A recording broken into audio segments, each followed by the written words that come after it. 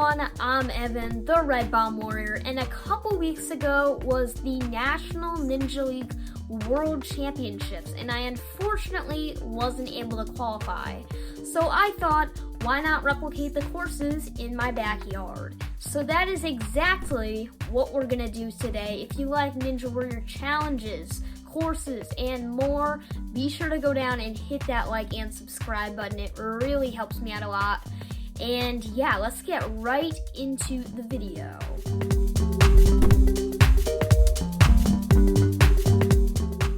So, for those of you who don't know what the National Ninja League is, the National Ninja League is a very popular Ninja Warrior league that popped up around a few years ago now. It's been around for, I think this is its 7th season. So it's been around for a little while, and it's probably one of the top leagues right now for Ninja Warriors. So, and they just recently had their World Championships a couple weeks ago, so I figured why not replicate the courses in my backyard. Now the courses are going to be Stage 1, obviously, Stage 2, and Stage 3. Stage 3 obviously being the hardest. So we're going to go out in my backyard. I set up some pretty cool replicas out there, and yeah, let's give Stage 1 a try.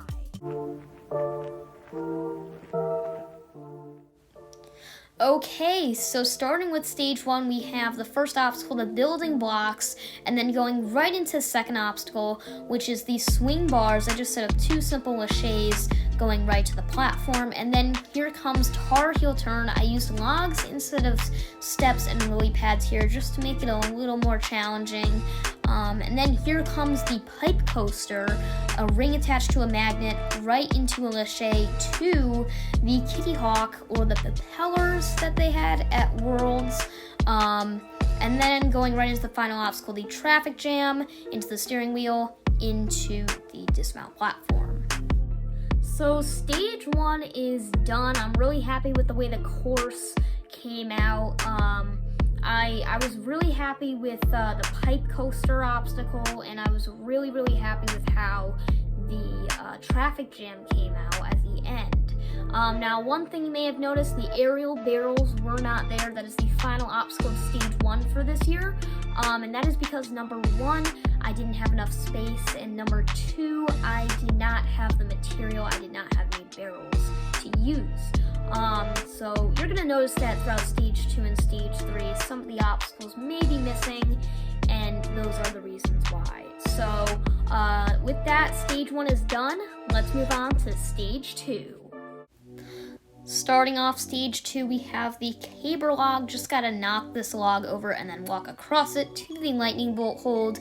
And then comes the swing ledges. I just used these infinity ledges that I had for the swing ledges. A bit more difficult than I thought they were gonna be, but I still made it through. And then to the peg jump, I just used some simple steps there. Moving on to the gotta go, I just used the same obstacle as Stage 1 pipe coaster, right into the special delivery. That one was pretty tough.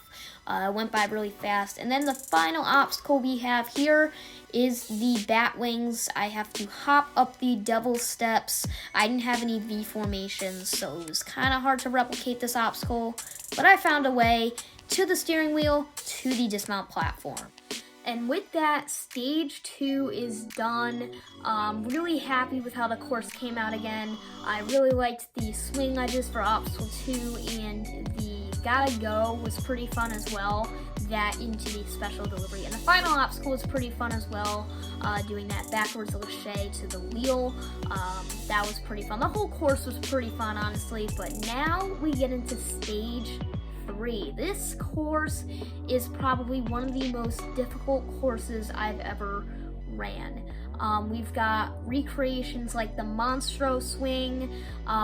We got something like the cheese wedges in here, and I say something like the cheese wedges because I don't have an actual cheese wedge. We've got all sorts of obstacles in here from the World Championships, so let's get right into Stage 3.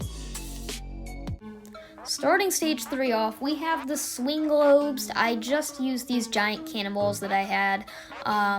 to replicate this obstacle right into what I'm calling the avalanche. It's not exactly what was at Worlds, but it's still some cliffhanger laches that are pretty tough, going into the second lache across. And now we move into the Fuji Pass, going from this cliffhanger to the next cliffhanger to the Infinity Ledge, just like what they had at Worlds, going right into what I call the cheese wedge. It's not an actual cheese wedge vertical limit, but it is something like it, going to the dismount platform.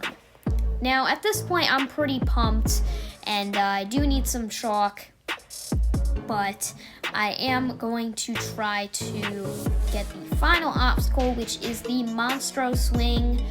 This was actually pretty tough to replicate, but as you can see, I did replicate it. I had 4 of the Monstro nunchucks, and then I just had to lache from 2 to the next 2, and then try to make my way to the dismount platform, and I made it.